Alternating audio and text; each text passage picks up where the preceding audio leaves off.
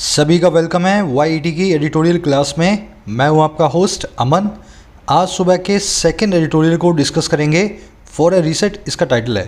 ये आर्टिकल लिखा हुआ है चाइना और यूएस के रिश्तों में फिर से कैसे गर्माहट आने वाली है जो बाइडन के आने के बाद। शुरू करें। हर रोज़ की तरह आपका क्विज़ मैं आपको दिखा देता हूँ। यही आपका मोटिवेशन है। आज जो आप सीखोगे इस क्विज़ पे अगर आपने अप्लाई किया और अगर आपने ढंग से सीखा तो सारा का सारा क्विज़ आपका सॉल्व हो जाना चाहिए। 5 आउट ऑफ 5 क्वेश्चंस आपके पूरे होने चाहिए। सब लोग इसकी कोशिश करें सॉल्व करने की। वीडियो के लास्ट में सॉल्यूशन मिलेगा आपको लाइव। शुरू करें। चलिए आइए कुछ नया सीखते हैं।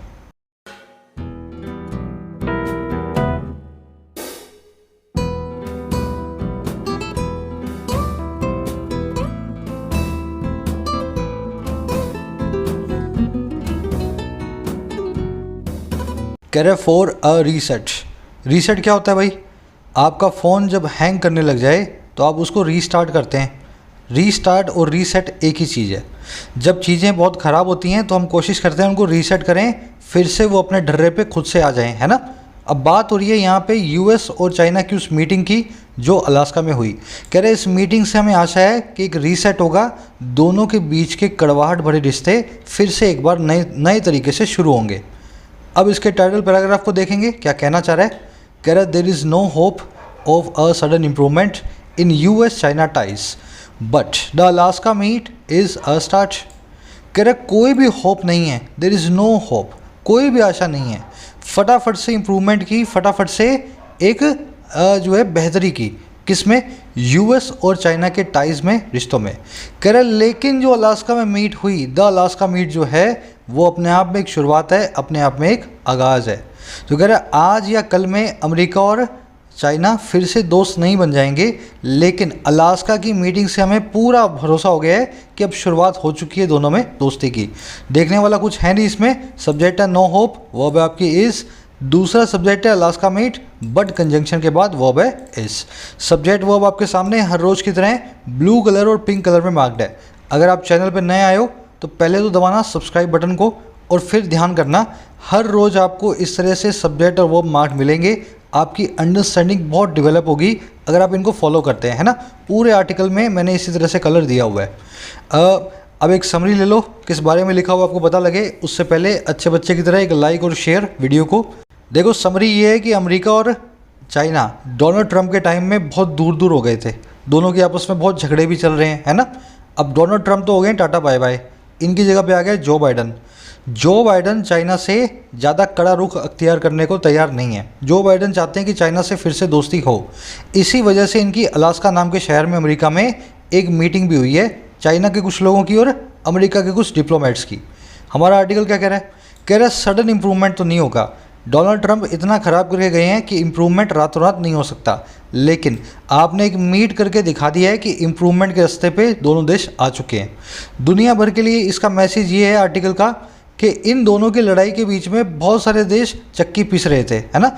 इनकी अगर लड़ाई ख़त्म हुई तो ग्लोबल इकॉनमी को नुकसान कम होगा, दुनिया की इकॉनमी थोड़ी सी अच्छी और बेहतर बनेगी। समझ गए? बस यही आज इसका समरी है। आज की टोन आप बोल सकते हैं ऑप्टिमिस्टिक या सैंग्विन। बहुत आशावाद, ऑप्टिमिज्म को दिखा रहा है आगे आने वाले वक्त के लिए।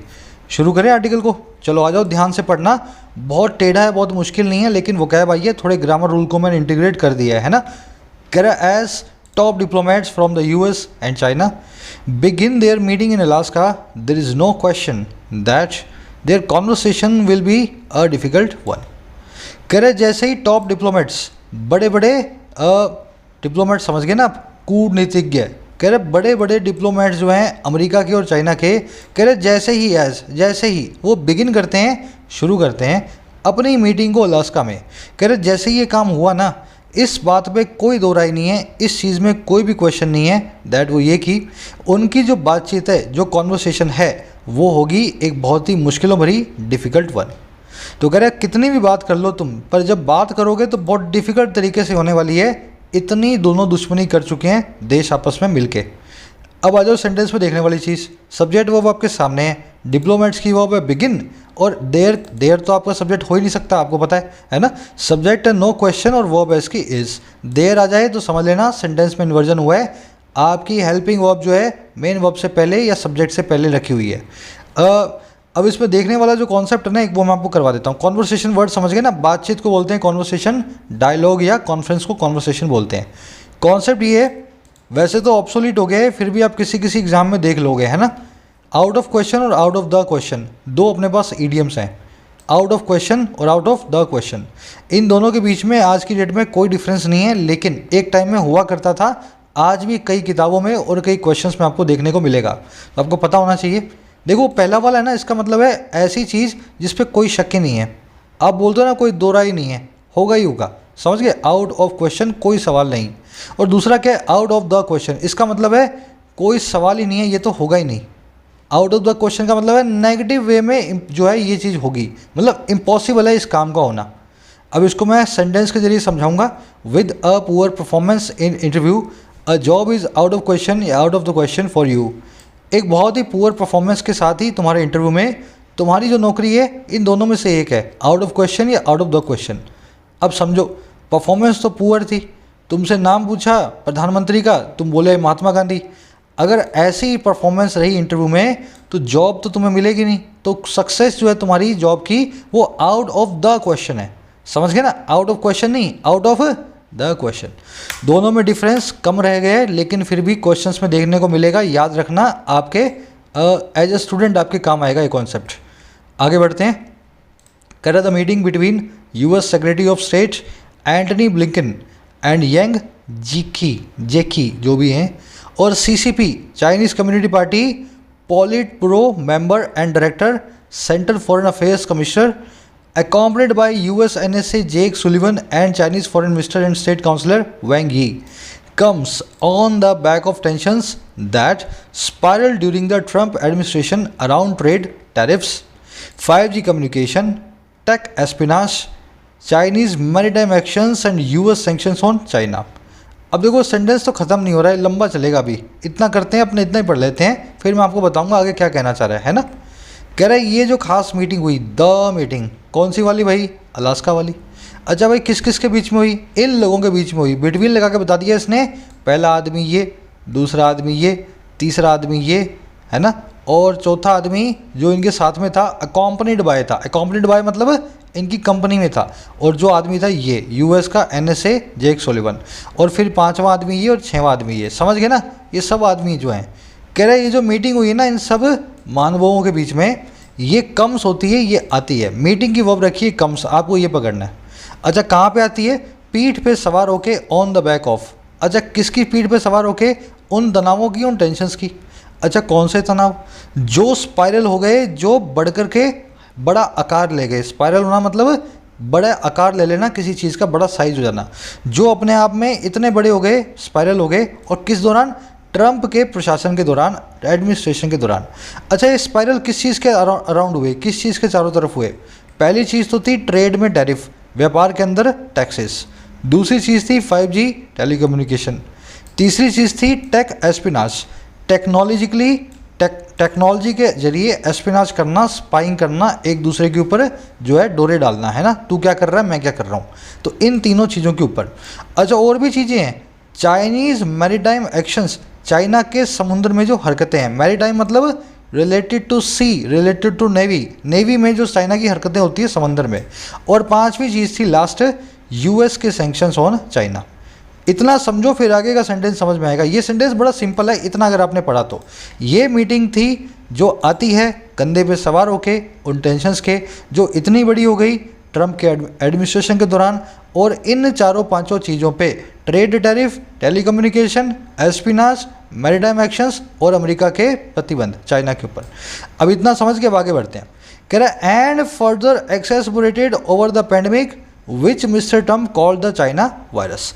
और कह रहे ये वो सब के सब टेंशंस हैं जो स्पाइरल तो हुए थे और आगे एक्सेसरबेट हो गए और ख़राब हो गए। और किसके ऊपर, पैंडेमिक के ऊपर। और कौन सी पैंडेमिक, जिसको ट्रम्प साहब बुलाया करते थे, कॉल किया करते थे चाइना वायरस, वुहान वायरस, समझ गए। तो ये सब इनके कर्म कांड थे, जिसकी वजह से दोनों देश आज एक दूसरे की खून पीने को तैयार हैं। अब इस सेंटेंस में देखने वाली चीज़ें, मीटिंग की वर्ब बता दी मैंने कम्स, दैट की वर्ब है स्पाइरल्ड। जिसने ये पकड़ लिया सेंटेंस पूरा आपको समझ में आ जाएगा। अब देखने वाले वर्ड्स देखो, एक्सेसरबेट, किसी चीज़ का बद से बदतर होना। आपको सुबह सर दर्द था, शाम को आपका सर दर्द इतना बढ़ गया कि आप जो है सो भी नहीं पा रहे हो रात में, मतलब और ख़राब हो गया, वर्सन होता जा रहा है, समझ गए ना, एक्सेसरबेट हो रहा है। इसका सिनोनिम होता है एक्सेस्पिरेट। दोनों स्पेलिंग देख लेना, बहुत सवाल बनते हैं इन पे, बोलने जैसी एक जैसी हैं पर स्पेलिंग अलग अलग है, दोनों सिनोनिम है। एस्पिनाच, इसको एस्पाइनेज पता नहीं कुछ बोलते हैं हिंदी मीडियम वाले, एस्पाइनेज ऐसा मत बोलना, एस्पिनाज होता है, इसका मतलब होता है जासूसी, किसी की बातचीत को सुनना। मैरीटाइम का मतलब जो रिलेटेड हो आपकी नेवी से, समंदर से। मैरीटाइम सिक्योरिटी बोर्ड नाम से भारत सरकार की एक एजेंसी भी है जो कि समुद्री सुरक्षा को देखती है ना, वहाँ से इसको याद रखें। ऑन द बैक ऑफ मतलब कंधे पे सवार होके, इसके लिए एक वर्ड था पिगी बैक, किसी के कंधे पे सवार होने के लिए। Our company piggybacks on the experience of our most experienced employee mister Sharma. हमारी कंपनी कंधे पे सवार होती है उस अनुभव के जो हमारे सबसे अनुभवी एम्प्लॉय का है, मिस्टर शर्मा का, है ना, पिगी बैक्स। आप इसको ऐसा भी लिख सकते हो, our company is on the back of on the experience, है ना, इसकी जगह पे ऐसा भी लिख सकते हो। चलो आगे बढ़ते हैं। ऊपर एक कॉन्सेप्ट था जो छूट गया।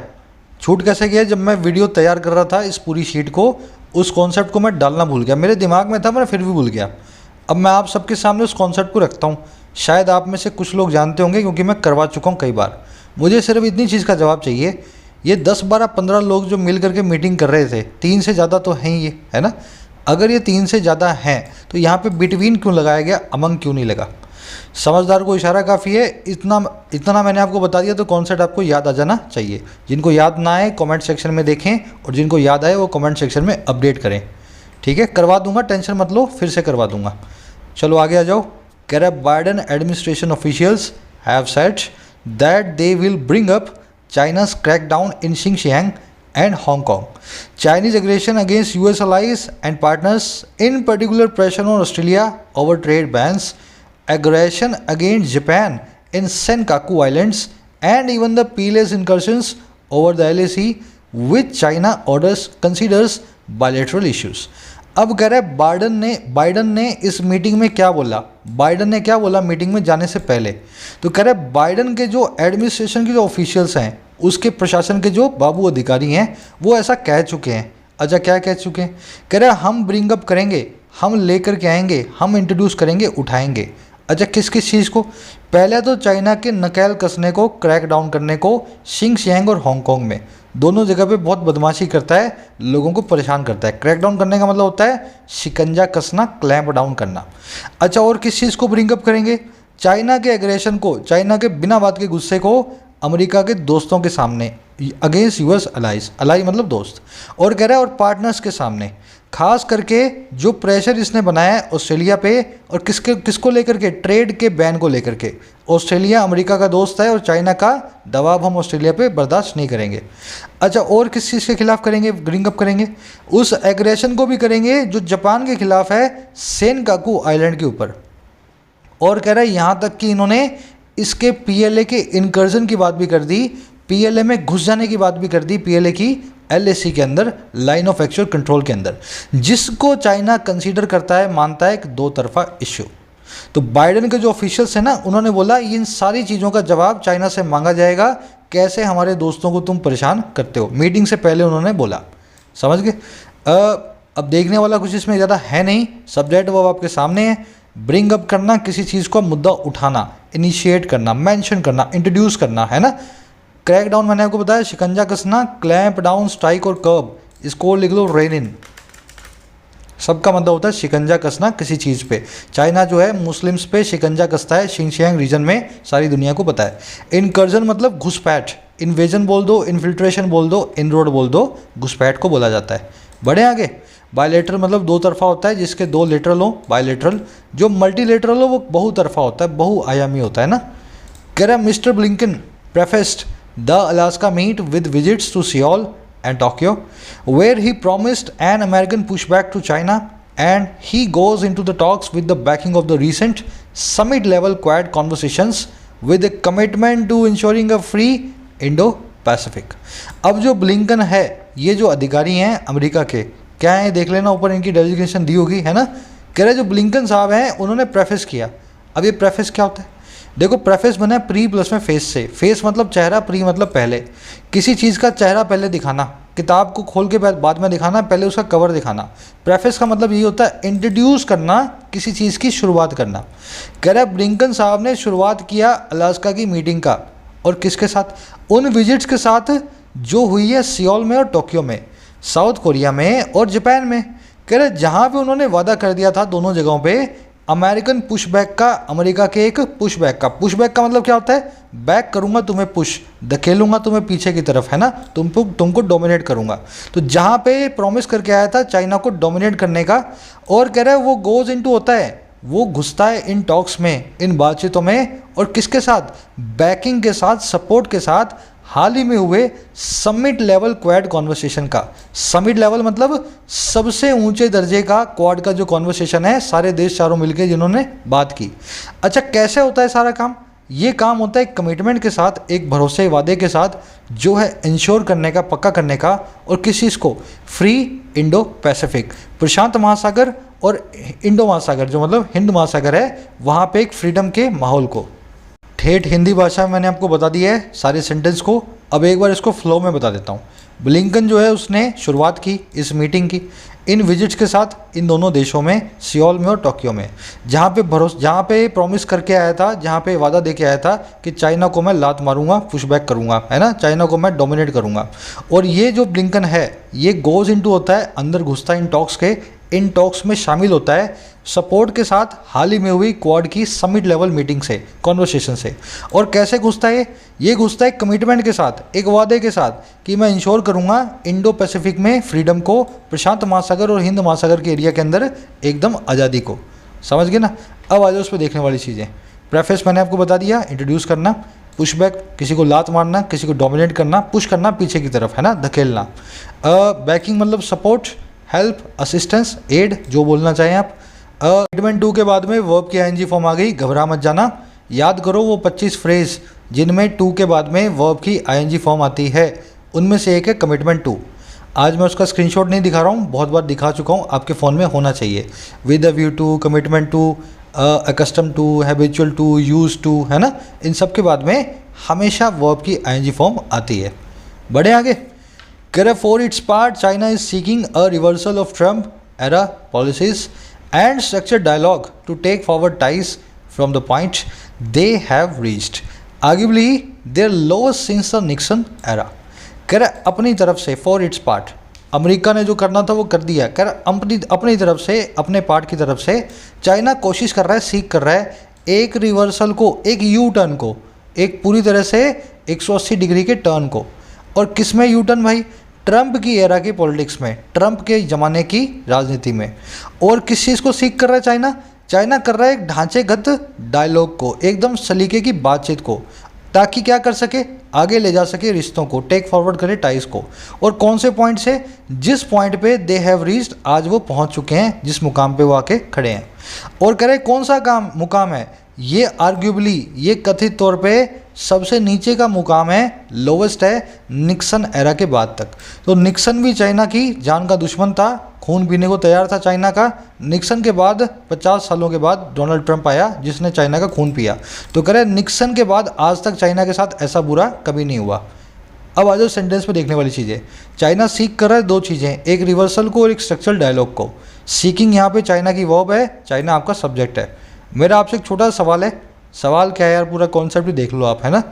क्वेश्चन आपके सामने है, 5, 6, 7 जितने भी लिखे हुए हैं, और नीचे लिखा हुआ है रूल भी पढ़ लो और क्वेश्चंस को आप खुद से अटेम्प्ट कर लो, फिर एक एक क्वेश्चन मैं आपको करवाऊंगा। चलो, ये मैंने शायद पिछले वीक की वीडियो में करवाया है ग्रामर सीरीज़ की प्रेपोजिशन में। कुछ ऐसी वर्ब्स हैं जो अपने बाद में कोई प्रेपोजिशन नहीं लेती, कुछ ऐसी वर्ब्स हैं जो ट्रांजिटिव वर्ब्स कहलाती हैं, ठीक है। ये सारी की सारी वर्ब्स हैं, और भी हैं, डिटेल में देखना तो उस सीरीज़ में देखना। यहाँ पे मैंने आपको मोटी मोटी 5-6 लिख दी हैं, है ना। अब इनको अप्लाई करूँगा मैं, क्योंकि इनमें एक्सेप्शन भी होता है इन वर्ब्स का। अप्लाई कैसे करेंगे? We ordered a pizza, we हमारा सब्जेक्ट, ऑर्डर हमारी वर्ब। हमने ऑर्डर किया एक पिज़्ज़ा को। देखो, ऑर्डर अगर एक वर्ब होगी तो अपने बाद में कोई प्रेपोजिशन नहीं लेगी। क्या करना है? पिज़्ज़ा से पहले फॉर को निकाल देना, ठीक है। इसको पिज़्ज़ा ना बोलें, पिज़्ज़ा ना बोलें, इसको बोला जाता है पिज़्ज़ा। आप ऐसा समझो यहाँ पे टी लगा हुआ बीच में, ये टी बोला जाता है, लिखा नहीं जाता। पिज़्ज़ा बोला जाता है, पिज़्ज़ा, है ना। गलत, इसको सही स्पेलिंग जो है इसकी सही प्रोनाउंसिएशन को यूज़ करें। Government is seeking for the bank robbers, सरकार सीक फॉर कर रही है, ढूंढ रही है बैंक के रॉबर्स को, बैंक के लुटेरों को। अब सीक भी ऐसी वर्ब है, गवर्नमेंट आपका सब्जेक्ट, सीकिंग आपकी वर्ब। अगर सीक वर्ब है तो उसके बाद में प्रीपोजिशन नहीं आएगा, इस फॉर को भी निकाल दो, ठीक है। और देखो, द मिनिस्टर स्ट्रेस्ड और emphasised on the need for reforms, minister ने स्ट्रेस किया, इम्फोसाइज किया, मिनिस्टर ने जोर दिया उस ज़रूरत पे जो है सुधारों की। स्ट्रेस और इम्फोसाइज दोनों वर्ब्स हैं पास्ट टेंस में, अगर वर्ब्स हैं तो प्रीपोजिशन नहीं आएगा, इसको भी निकाल दो। अब आ जाओ यहाँ पे थोड़ा सा अपने ट्विस्ट लेंगे, एक और वर्ब देख लो खाली, demand. People demanded for the release of their populist leader, लोगों ने डिमांड किया रिलीज़ को अपने लाडले लीडर को, बोला हमारा लाडला लीडर जो है पॉपुलिस्ट उसको छोड़ दो। डिमांड भी यहाँ पे वर्ब है, पीपल सब्जेक्ट है, फॉर प्रीपोजिशन को निकालना है, नीचे रूल लिखा हुआ है, डिमांड के बाद में प्रीपोजिशन नहीं आएगा। अब थोड़ा सा ट्विस्ट आ गया, people expressed their demand for the release of their populist leader, लोगों ने एक्सप्रेस किया अपनी डिमांड को रिलीज़ के लिए अपने लाडले नेता की, है ना, लोकप्रिय नेता की। अब यहाँ पे फॉर बिल्कुल ठीक है। अब आप पूछोगे सर यहाँ पे फॉर से क्या दिक्कत हो गई, यहाँ भी तो डिमांड था, यहाँ भी डिमांड है। ध्यान देना, यहाँ पे डिमांड एक नाउन है, ये वर्ब से सिर्फ वर्ब फॉर्म में प्रीपोजिशन नहीं लेंगी, नाउन फॉर्म में इनके बाद जो प्रीपोजिशन लगना है वो लगेगा। यहाँ पे पीपल सब्जेक्ट है, एक्सप्रेस मतलब सबको बताना, एक्सप्रेस ये आपकी वर्ब है, डिमांड इस वर्ब का ऑब्जेक्ट है जो कि एक नाउन है। अगर नाउन है ना तो यहाँ पे फॉर को मत निकाल के आना, डिमांड अपने बाद में फॉर लेता है इन नाउन फॉर्म। वैसे ही we the order for a pizza has been placed, pizza का ऑर्डर जो है प्लेस किया जा चुका है। यहाँ पे ऑर्डर वर्ब थी, यहाँ पे ऑर्डर सब्जेक्ट है, आपका नाउन है। क्या प्लेस किया गया भाई, ऑर्डर को, ऑर्डर एक सब्जेक्ट एक नाउन है, इसके बाद में फॉर आएगा। समझ गए ना, बस यही इनकी क्या बोलते हैं आप बोलते हो ना सर ये समझ में नहीं आ रहा, कन्फ्यूजन हो रही है। आप सेंटेंस को ब्रेक करो, अगर वो वर्ब निकले तो मत लगा के आना, अगर वो नाउन निकले तो बेशक आप प्रीपोजिशन जो है ज़रूर से लगाएं। अब ऐसे ही तीसरा देख लो, द न्यू हाउस हैज़ को निकाल दो, the new house can put stress on your finances, नया हाउस दबाव डाल सकता है आपके फिनेंसिस पे। तो यहाँ पे कैन पुट आपकी वर्ब है, हाउस आपका सब्जेक्ट है, स्ट्रेस इस वर्ब का ऑब्जेक्ट है जो कि एक नाउन बनेगा। अगर नाउन है तो इसके बाद में ऑन आएगा। यहाँ पे इम्फोसाइज जो यहाँ पे स्ट्रेस के बाद निकाला था ना, तो यहाँ पे रखना है क्योंकि ये एक नाउन है। बढ़े आगे, चलो सेंटेंस ब्रेक कर लेना, नहीं तो ज़िंदगी बड़ी मुश्किल रहेगी आपकी बिना सेंटेंस ब्रेक किए। लोवेस्ट से पहले द इसलिए नहीं लगा क्योंकि देयर नाम का पजेसिव एडजेक्टिव रखा है। पजेसिव एडजेक्टिव पजेसिव नाउन अपने बाद में कभी भी एडजेक्टिव की कोई भी डिग्री के पहले द नहीं लेंगे, द लेते ही नहीं है अपने बाद। चलो आगे बढ़ते हैं। कह रहा है in particular China wants an end to the US trade sanctions, restrictions on American firms manufacturing in China and visa bans and a reopening of its consulate in Houston। कह रहा है खास करके चाइना चाहता है एक अंत को, अंत किस काम का भाई, यूएस के ट्रेड के सैंक्शंस का, यूएस के व्यापार के प्रतिबंधों का, जो पाबंदियां लगी हैं अमेरिकन फर्म्स पे मैन्युफैक्चर करने पे चाइना में, और जो वीज़ा के बैन लगे हुए हैं, और जो रीओपनिंग है फिर से खुलने का काम है इसके कॉन्सुलेट का, इसके एम्बेसी का, दूतावास का ह्यूस्टन में। तो चाइना चाहता है मेरे चारों काम हो जाएं, ट्रेड वॉर ख़त्म हो, चाइनीज़ लोगों को वीज़ा मिले और हमारा दूतावास ह्यूस्टन नाम के शहर में खुल जाए। सिंपल सेंटेंस, बढ़े आगे। कह रहा था clearly the scene is such for an extended airing of grievances and expectations are low of any breakthrough, but the fact that the meeting is happening at all sends the signal that both sides are prepared to engage with each other. ये सबसे अच्छा sentence है, देखना ध्यान से। कह रहा साफ साफ बात ये है, क्लियरली जो पूरा सीन है ना वो सेट है, तैयार है। और किसके लिए, एक बहुत लंबी एयरिंग ऑफ ग्रीवेंसेस के लिए। ये एयरिंग ऑफ ग्रीवेंसेस क्या होता है मैं आपको बाद में समझाऊंगा, पहले इतना समझ लो, पूरा सीन तैयार है इस काम के लिए जो बड़ा लंबा चलेगा, एक्सटेंडेड होगा। कह रहे और जो आशाएं हैं, एक्सपेक्टेशंस हैं, उम्मीदें हैं, वो बड़ी हैं लो। और किस चीज़ की, किसी भी ब्रेक थ्रू की, कामयाबी की। ऐसा नहीं होगा इस मीटिंग के बाद में बड़ी कामयाबी मिले दोनों देशों को और दोनों अच्छे गहरे दोस्त बन जाएं, आशाएं इसकी कम है। कह रहे लेकिन ये जो फैक्ट है ना, ये जो तथ्य है, ये जो स्टेटमेंट है कि मीटिंग हो रही है एट ऑल, हर चीज़ के बाद। एट ऑल का मतलब क्या होता है, हो तो रही है ना, मीटिंग हो तो रही है ना, एट ऑल यही बता रहा है इस चीज़ को यहाँ पे। कह रहे मीटिंग हो रही है सब चीज़ों के बाद भी। कह रहे ये जो फैक्ट है ना सेंड करता है एक सिग्नल को, दैट वो ये कि दोनों साइड्स तैयार हैं एक दूसरे से बातचीत करने को। समझ के सेंटेंस को, रिपीट करने की ज़रूरत नहीं। कह रहा कोई कामयाबी नहीं मिलेगी, बहुत एयरिंग ऑफ ग्रीवेंसेज होगा, लेकिन फिर भी ये बात कर रहे हैं, यही अपने आप में बड़ी बात है। अब आ जाओ देखने वाली चीज़ें। ये ग्रीन और ये ब्लू पिंक वाला गेम खेल लेना आप, है ना। मैंने तो अपनी तरफ से मार्किंग कर दी है, आप अगर इसको पकड़ोगे तभी फ़ायदे में रहोगे। फैक्ट की वर्ब है सेंस, इसलिए ज़रूरी है सीखना। आप सोच रहे हो मीटिंग की वर्ब है सेंस, नहीं, फैक्ट की वर्ब है सेंस। ब्रेक थ्रू का मतलब होता है कामयाबी, सक्सेस, प्रोग्रेस। देखने वाला जो वर्ड आया था एयरिंग ऑफ ग्रीवेंसेस, क्या होता है भाई? ये एक फेस्टिवल होता है, ये एक फिक्टिशियस फेस्टिवल है, मतलब वास्तव में नहीं मनाया जाता, आजकल मनाया जाने लगा है इंटरनेट पे ऑनलाइन। ये दिसंबर 23 को होता है हर साल, मैंने इंटरनेट से इसकी डेट निकाली है आज। ये फेस्टिवल के बारे में मैंने सुना तो था, पर मैंने ये नहीं सुना था वास्तव में होता भी आजकल, है ना। इस फेस्टिवल में क्या होता है, आप पब्लिकली अपने हर दोस्त के सामने अपीयर होते हो और उसको बताते हो उसकी किस चीज़ ने तुम्हें दुख दिया पूरे साल, समझ गए ना। तो अच्छी बातें ना बता करके आप एयर करते हो, ब्रॉडकास्ट करते हो, दुनिया के सामने रखते हो ग्रीवेंसेस को, अपनी कंप्लेंट्स को, समझ गए। तो एयरिंग ऑफ ग्रीवेंस होता है अपने दुख दर्द रोना लोगों के सामने, कैसे आपने हमें परेशान किया। कह रहे इस मीटिंग में यही होगा, अमेरिका बोलेगा तूने ये किया, चाइना बोलेगा तूने ये किया। कह रहे एक्सटेंडेड एयरिंग ऑफ ग्रीवेंसेस चलने वाला है, समझ गए। चलो आगे बढ़े।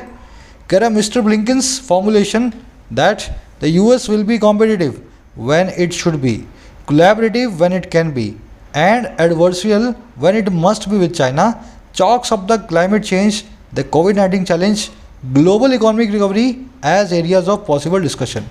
टेढ़ा मेढ़ा सेंटेंस है, ध्यान से देखो। कह रहे ब्लिंकन का जो दिया हुआ फॉर्मूला है, फॉर्मुलेशन है, क्या फॉर्मूला है भाई? ये फॉर्मूला है कि अमेरिका होगा बड़ा ही कॉम्पिटिटिव, अमेरिका आपको पूरी चुनौती देगा जब इसको देनी चाहिए, व्हेन इट शुड बी। अच्छा, और क्या होगा? अमेरिका बहुत कोलैबोरेटिव होगा, बहुत ही सहयोग देने वाला होगा जब ये दे सकेगा, समझ गए ना। और अमेरिका बहुत ही एडवर्सियल होगा, बहुत ही आपका दुश्मन बन जाएगा जब इसको बनने की ज़रूरत होगी चाइना के साथ। तो ब्लिंकन ऐसे बोल रहा है, कह रहा हमारा एक ही फॉर्मूला है, जब दे सकेंगे तो कंपटीशन देंगे, ज़रूरत पड़ेगी तो सहयोग देंगे, और अगर आंख दिखाओगे तो दुश्मनी भी निभाएंगे तुमसे। ये है हमारा चाइना के साथ प्लान। कह रहे ये जो इसका फॉर्मुलेशन है ना, ये चॉक अप करता है। अब इस फॉर्मुलेशन की वजह ये चॉकअप, यहाँ पे चॉकअप क्या होता है समझा दूंगा इसको। इसका मतलब होता है किसी चीज़ को पाना, चाहे अच्छी हो या बुरी हो, ऐसा समझ गए। तो कह रहे ब्लिंकन का जो फॉर्मुलेशन है वो इस अच्छी या बुरी चीज़ को पालेगा। अब वो कौन सी चीज़ें हैं?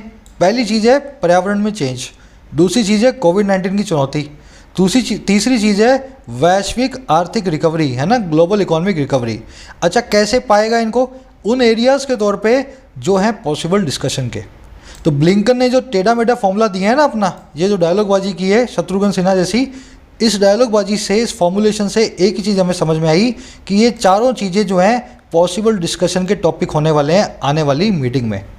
अब आ जाओ इस सेंटेंस में देखने वाली चीज़ें। फॉर्मुलेशन की वर्ब है चॉक्स अप, यूएस की वर्ब है विल बी, इट की वर्ब है कैन बी, और इट की वर्ब है शुड बी। देख लेना, मिला लेना। अब देखने वाला वर्ड जो है ना, फ्रेजल वर्ब चॉकअप क्या होती है, ध्यान से समझो। चॉकअप के दो मीनिंग होते हैं। पहला होता है सक्सेस या फेलियर को पाना, मैं बता रहा था ना, वो किसी अच्छी या बुरी चीज़ को पाना, वो कामयाबी भी हो सकती है और वो फेलियर भी हो सकता है।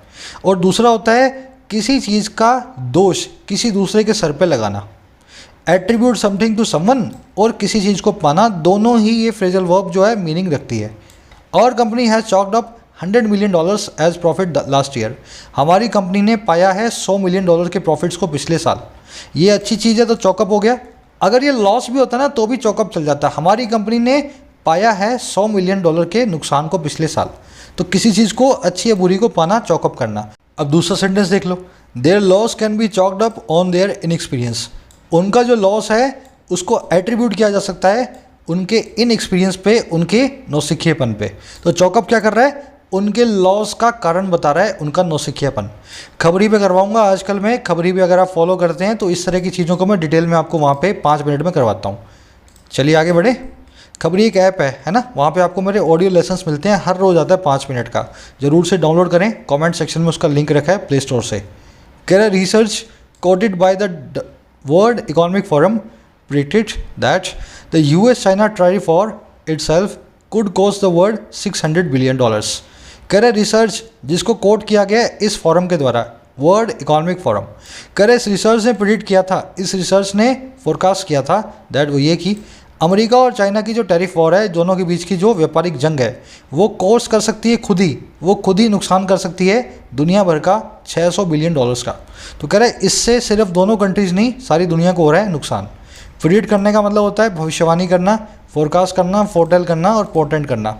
अब मेरा आपसे सवाल भी एक, इन दोनों में से सही कौन सा है? प्रिडिक्टेड, मान लो इसकी सेकंड फॉर्म बनानी हो फोरकास्ट की, तो मैं क्या बनाऊंगा? फोरकास्ट या फोरकास्टेड? याद रखना जिन वर्ब्स के पीछे कास्ट लगा होता है उनकी first form, second form, third form एक ही होती है। फोरकास्ट, टेलीकास्ट, ब्रॉडकास्ट और कास्ट 4 वर्ब्स हैं, इनको आप कभी भी ईडी लगा के सेकंड फॉर्म नहीं बनाते हो, है ना।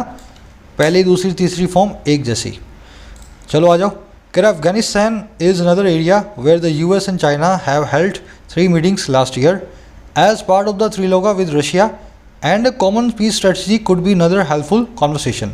अब ये दूसरी चीज़ों की बात कर रहा है। कह रहा सब तामझाम करने के बाद इनकी जो गरारी है कहाँ के फंसेगी, है ना। कह रहा अफगानिस्तान एक दूसरा एरिया है, और कौन सा एरिया है? जहाँ पे अमेरिका और चाइना हेल्ड कर चुके हैं, ऑर्गेनाइज कर चुके हैं 3 मीटिंग्स को पिछले साल। और किस तौर पे? एक हिस्से के तौर पे त्रिलोका नाम के इस मिशन के, ट्रायोका है ना, ट्रायोका, जिसमें कौन था तीसरा? रशिया। तो अमेरिका भी है, चाइना भी है और रशिया भी है। इस तरह से इन्होंने एक जो है 2-3 बार मीटिंग की है पिछले साल। कह रहा है और एक जो कॉमन पीस स्ट्रेटजी है, सबकी मिलीजुली एक शांति का जो समझौता है, कह रहा है वो हो सकता है दूसरा हेल्पफुल कॉन्वर्सेशन, एक ऐसा कॉन्वर्सेशन जो कि दोनों को रिश्तों को पटरी पे लाने पे मदद करेगा। समझ गया? तो अच्छी चीज़ें बता रहा है अब दोनों के बीच में क्या होंगी। कह रहा है the 2 sides are expected to discuss a possible summit meeting between the US president Joe Biden and Chinese president Xi Jinping. कह रहा है जो दोनों पार्टियां हैं वो भी एक्सपेक्टेड है कि डिस्कस करेंगी एक पॉसिबल समिट को, एक पॉसिबल शिखर वार्ता को। और समिट मीटिंग किसके बीच में होगी? सबसे टॉप वार्ता किसके बीच में होगी? एक तो यूएस के प्रेसिडेंट जो बाइडन और दूसरे चाइनीज़ कम्युनिटी पार्टी के चेयरमैन शी जिनपिंग। याद रखें चाइना में प्रेसिडेंट नाम की कोई पोस्ट नहीं होती, शी जिनपिंग वहाँ पे चाइनीज़ कम्युनिस्ट पार्टी के चेयरमैन है ना। दुनिया भर में इनको चाइनीज़ प्रेसिडेंट बुलाया जाता है, एक्चुअल में ये है नहीं। कह रहे while new Delhi has a litany of its own grievances with Beijing, it too would benefit of a Cold War if a Cold War between the US and China is averted, much like the rest of the world that has found itself akin to the proverbial grass when 2 elephants fight। अच्छा sentence है, last है। कह रहे जहाँ नई दिल्ली की खुद की लिटनी है, लिटनी क्या होती है? हिंदी बोलते हैं दुहाई। कह रहे जहाँ नई दिल्ली की खुद की भी एक दुहाई है, एक कंप्लेंट्स की लिस्ट है ना। दुहाई क्या होती है? आपकी कंप्लेंट्स की, शिकायतों की एक फहरिस्त। अच्छा वही कह रहा है आगे, ऑफ इट्स ओन ग्रीवेंसेस, इसकी खुद की शिकायतों की, और किसके साथ? बेजिंग के साथ। कह रहे जहाँ ऐसा है, कह रहे ये वो it too would be benefit, कह रहे ये भी एक बेनिफिट होगा। और क्या? अगर एक कोल्ड वॉर, अगर एक शीत युद्ध अमेरिका और चाइना के बीच में अवर्ट हो जाता है, पैसिव वॉइस में टाल दिया जाता है। और किस तरह से बेनिफिट करेगा इंडिया को? कह रहा है बिल्कुल उसी तरीके से, मच लाइक जैसे कि जो रेस्ट ऑफ द वर्ल्ड जिसने अपने आप को पाया है, फाउंड इटसेल्फ किया है, बिल्कुल उसी तरीके से अकिन टू या सिमिलर टू उस प्रोवर्बियल ग्रास के, उस घास के जो मुहावरों में यूज होती है। और कौन सी घास? जब 2 एलिफेंट्स फाइट करते हैं। तो अमेरिका में या इंग्लिश के अंदर एक जो प्रोवर्ब होती है कि जब 2 एलिफेंट्स फाइट करेंगे तो और कुछ होगा नहीं होगा, आसपास की घास ज़रूर उखड़ जाएगी, है ना। तो चाइना और यूएस वही हैं, ये 2 हाथी हैं, आपस में लड़ते हैं, छोटी मोटी कंट्रीज जो हैं घास बन के उखड़ जाती हैं। तो कह रहा है इंडिया भी अपने आप को बहुत बेनिफिट में पाएगा इन छोटी मोटी कंट्रीज़ की तरह ही, क्योंकि इसको भी बहुत बेनिफिट मिलेगा अगर दोनों की ट्रेड वॉर ख़त्म हो जाए। समझ गए? देखने वाला इसमें कुछ है नहीं, बहुत सिंपल सेंटेंस था ये। लिटनी मैंने आपको बता दिया, फेरिस्त बहुत लंबी इसकी दुहाई होगी। अवॉइड करना मतलब किसी चीज़ को टालना, अवॉइड करना। लास्ट में अकिन टू, सिमिलर टू और एलियन टू। देखो अकिन और सिमिलर एक दूसरे के सिनोनिम है, दोनों का मतलब है एक जैसे। अकिन और सिमिलर मतलब एक जैसा, दोनों के बाद प्रीपोजिशन फिक्स है टू। और इन दोनों का एंटोनिम है, ऑपोजिट है एलियन। एलियन का मतलब बिल्कुल अलग, तो इसके बाद में प्रीपोजिशन फिक्स है टू। चाहे सिनोनिम हो चाहे एंटोनिम हो, प्रीपोजिशन अपना टू फिक्स लेके बैठे हैं। आ जाओ फटाफट से अच्छे बच्चे की तरह क्विज पे आज के। अपना स्कोर ज़रूर बताया करो कमेंट सेक्शन में। आपका स्कोर मुझे पता लगता है तो मुझे पता लगता है कि आपको क्विज से फ़ायदा मिल रहा है। ऐसा ना हो इस क्विज को मैं बंद कर दूं बनाना, बहुत टाइम लगता है यार एक एक क्वेश्चन को डिज़ाइन करने में, है ना। कह रहा मच अकिन, यार ये लास्ट में बताया था, शुरू में ही आ गया। Much akin with two of या bye CIA Israel's national intelligence agency Mossad has been seeking for at on या no preposition the discontinuation of Iran's nuclear program। कह रहे बिल्कुल उसी तरह से, अकिन मतलब सिमिलर, बिल्कुल उसी तरीके से जैसे CIA इज़राइल की जो नेशनल इंटेलिजेंस एजेंसी है जिसका नाम है मोसाद, वो सीख कर रही है, कोशिश कर रही है कि वो डिसकंटिन्यूएशन लाए, ख़त्म कर दे ईरान के न्यूक्लियर प्रोग्राम को। तो ईरान का न्यूक्लियर प्रोग्राम ना केवल अमेरिका का CIA करना चाहता है बल्कि उसी तरीके से सिमिलरली मोसाद भी करना चाहता है। अब इस सेंटेंस को अपने को करना सॉल्व। अकिन के बाद में क्या बताया था अभी, अकिन और सिमिलर और एलियन अपने बाद में प्रेपोजिशन क्या लेते हैं, टू लेते हैं। तो अकिन टू CIA मेरा यहाँ पे ए में होना चाहिए, है ना, अकिन टू CIA। और देखो सीक एक ऐसी वर्ब है जो अपने बाद में प्रेपोजिशन कभी नहीं लेती। सीक है, ऑर्डर है, डिमांड है, स्ट्रेस है, इम्फोसाइज है ना। क्या करना है, यहाँ से मुझे इसको कोई भी प्रेपोजिशन नहीं देनी है, डी मेरा आंसर बनाना है। हैज़ बीन सीकिंग, एक सेकेंड रुक जाओ, क्या हो गया, हाँ, has been seeking no preposition, कुछ नहीं डालना है, the discontinuation of Iran's nuclear programme. आगे बढ़ो, कह रहा arguably one of world smartest, the world smartest, world's the smartest और world's the smarter intelligence agency Mossad has had success in near impossible missions in the past. कह रहे कथित तौर पे आर्ग्यूबली दुनिया की सबसे स्मार्ट एजेंसीज में से एक जो मोसाद है ना, उसने कामयाबी पाई है एक नियर इम्पॉसिबल मिशंस में, है ना, ऐसे मिशंस जो हैं जो लगभग नामुमकिन थे पास्ट के अंदर। तो यहाँ पे वन ऑफ के बाद में इन चारों में से एक डालना है। अब देखो पजेसिव लग गया, पजेसिव होता है माई, योर, और, मनीष का, तुम्हारा, राम्स, है ना, मोहन्स, ये सब पजेसिव हैं, नाउन हो चाहे एडजेक्टिव हो। इनकी एक ही खासियत है, इनके बाद में द नहीं आता। अब जहाँ पे तुम्हें इस पजेसिव के बाद में द ना दिख रहा हो वो तुम्हारा आंसर बनेगा। द आ रहा है, द आ रहा है, द आ रहा है, इसमें नहीं आ रहा ना, तो ए तुम्हारा आंसर है। समझ गए ना, पजेसिव के बाद में कभी भी द नाम का डिटर्मिनर नहीं आता, ये खुद ही डिटर्मिन कर देगा कौन सी चीज़ किसको बिलोंग करती है, द लगाने की ज़रूरत नहीं है। आगे बढ़ो, कह रहे हाँ, कह रहे मोसाद ने सक्सेस पाई है नियर इम्पॉसिबल मिशंस में भूतकाल में, जहाँ पे success almost out of question थी, सर्टेन थी या आउट ऑफ द क्वेश्चन थी। अब मुझे ये बताओ, अगर ऐसी सक्सेस होती जो बड़ी ही आनी थी, है ना, बियॉन्ड डाउट थी, तो वहाँ पे मोसाद की क्या वाई है। मोसाद ने इम्पॉसिबल मिशंस में सक्सेस को पाया है, मतलब जहाँ पे सक्सेस ना आने के चांस थे, इम्पॉसिबल थी। इम्पॉसिबल के लिए सेट फ्रेज है हमारे पास, आउट ऑफ द क्वेश्चन, ठीक है ना।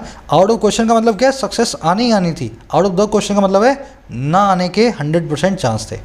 लास्ट है, मोसाद हैज़ ऑलवेज इम्फोसाइज्ड, अब इन चारों में से एक प्रपोजिशन लगेगी, securing the interest of nation within as well outside of its boundaries. कह रहे मोसाद ने हमेशा इसी चीज़ पे जोर दिया है कि सिक्योर करूँगा भलाई को अपने देश की सीमाओं में भी और अपने देश की सीमाओं के पार भी। एम्फसाइज, स्ट्रेस, दो ऐसी वर्ब्स हैं, अपने बाद कोई प्रेपोजिशन नहीं लेंगी, नो प्रेपोजिशन। चलिए सिंपल सा आर्टिकल, सिंपल सा क्विज, होपफुली सब कुछ समझ में आया होगा। ज़रूर से नोट्स बनाया करो अपने, और वीडियो की टाइमिंग फिक्स है 4 बजे। 4 बजे आप भी अपनी टाइमिंग को अलार्म लगा के आ जाया करो। मुलाकात लूँगा कल की वीडियो में। Until then signing out.